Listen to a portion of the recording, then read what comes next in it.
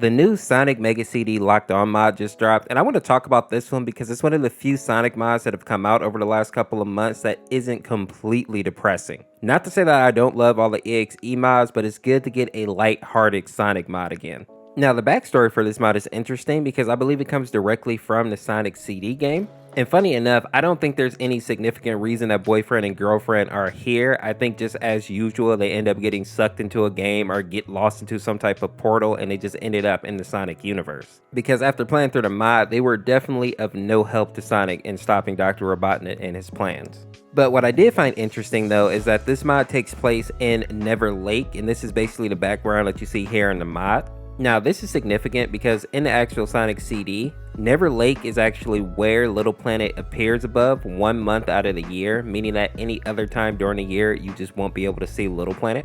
And this is important to know because Little Planet is where the time stones are actually held. And this is where Dr. Robotnik comes into play.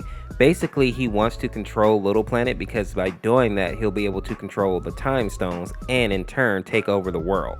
Now, the funny thing here is I think a lot of people sleep on just how smart and how dangerous Dr. Eggman is because he's always kind of portrayed as being kind of a goofball. But this man actually came up with a way to keep the Little Planet locked in place so that it couldn't get away. Dr. Robotnik basically changed Little Planet to a mountain that for whatever reason he goes out of his way to carve into the image of himself. And if that wasn't enough, he then goes and he covers the entire Little Planet in a metallic shell. And now that he has the world stuck firmly in place, he basically went there so that he can scour the remains to see if he can find the actual time stones. And if that wasn't weird enough, apparently Little Planet has this weird temporal passage where people can basically invade the past of the planet itself. Once Dr. Robotnik figured this out, he basically went into the past and he filled that world with a bunch of robot transporters and also a bunch of Metal Sonic holograms.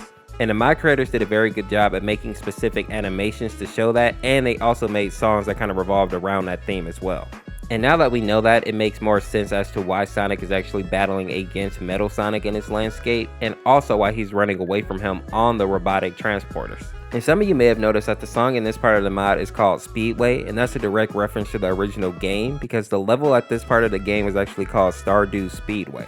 And just a fun fact here, this is one of the few mods where girlfriend actually gets to sing a song by herself while boyfriend is actually with her. And I think that's an interesting distinction because usually if girlfriend is singing by herself, something terrible has happened to boyfriend, like in the Hypno's Lullaby mod or something. This is one of the few mods that where girlfriend gets a little bit of the spotlight even when boyfriend is there with her.